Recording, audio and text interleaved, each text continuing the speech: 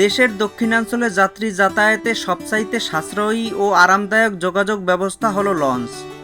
কিন্তু পদ্মা সেতু নির্মাণে ও জ্বালানি তেলের দাম বৃদ্ধি পাওয়ায় লঞ্চের ভাড়া বেড়ে যায়। সে কারণে কিছুটা যাত্রী সংকট দেখা দেয় লঞ্চে। তাই যাত্রীদের লঞ্চে ফেরাবার উদ্যোগ গ্রহণ করে এম খান লিমিটেড নির্মাণ করেছে এম খান ৭ নামে একটি বিলাসবহুল লঞ্চ, যা আসন্ন ঈদুল ফিতরকে কেন্দ্র করে গোছানো হচ্ছে সকল কাজ, যাতে করে যাত্রী সেবায় যোগ দিতে পারে ঢাকা বরিশাল রুটে। ঝালকাঠির নলছিটি উপজেলার তিমিরকাঠিতে এম খান লিমিটেডের নিজস্ব ডক ইয়ার্ডে চলছে লঞ্চের সৌন্দর্য বর্ধনের সর্বশেষ প্রস্তুতির কাজ। ধোয়ামোচা রঙের কাজ শেষ হলে যুক্ত হবে ঢাকা বরিশাল রুটে।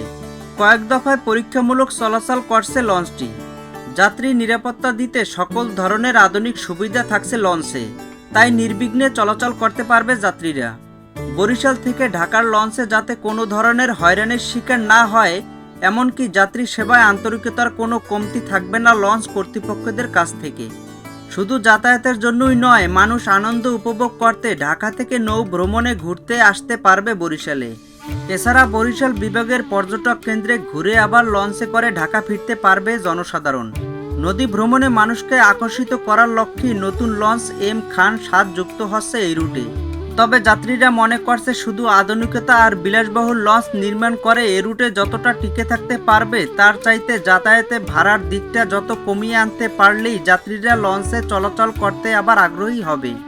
এ ব্যাপারে পরিচালক এম খান লিমিটেডের ইঞ্জিনিয়ার রাফসান খান রাফি বলেন, ইনশাআল্লাহ আমাদের এম খান ৭ লঞ্চ এই বছর ঈদুল ফিতরে আমরা যাত্রী পরিবহনে যোগ করার জন্য আপ্রাণ চেষ্টা চালিয়ে যাচ্ছি। আমাদের লঞ্চের কাজ এখন প্রায় শেষের পর্যায়ে আছে। আশা করছি কিছুদিনের ভিতরেই আমাদের এই লঞ্চ যাত্রী পরিবহনে যুক্ত হবে।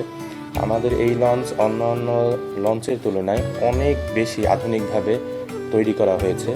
সেটা হচ্ছে আপনার বডি স্ট্রাকচার বলেন, ইন্টেরিয়র ডেকোরেশন বলেন, সব দিক থেকে আমাদের লঞ্চে এমন কিছু ফ্যাসিলিটিস আছে যেগুলো দেশের অভ্যন্তরীণ অন্য কোনো লঞ্চেই নেই। যেমন হচ্ছে আমাদের ফ্রন্ট সাইডে একটা রেস্টুরেন্ট আছে যেটা অনেক আধুনিক মানের। তারপরে হচ্ছে আমাদের ভিআইপি আছে 7টা, আর একটা হচ্ছে প্রেসিডেন্সিয়াল সুইট আছে।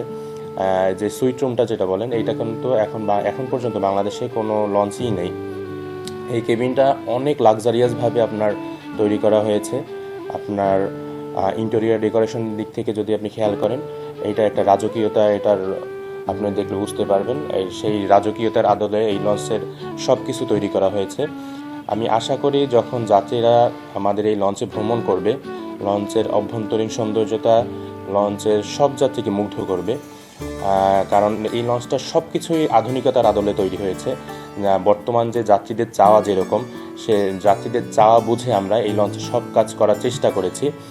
আর যাত্রীদের শুধু সৌন্দর্যতা দিয়ে মুগ্ধ নয়, আমরা যাত্রীদের নিরাপত্তা নিশ্চিত করার লক্ষ্যেও সরকারি বিধি মোতাবেক যে আপনার আইনকানুনগুলো আছে নিরাপত্তার জন্য, সবগুলো আমরা জাহাজে উপস্থিত রেখেছি। ফায়ারের দিক থেকে বলেন, তারপর লাইফ বয়া বলেন, আনুষঙ্গিক আরও যত কিছু আছে, এগুলো সব কিছু আমাদের লঞ্চে রুলস অনুযায়ী দেওয়া হয়েছে, যাতে সব যাত্রীরা নিরাপদে আমাদের লঞ্চে যাতায়াত করতে পারে।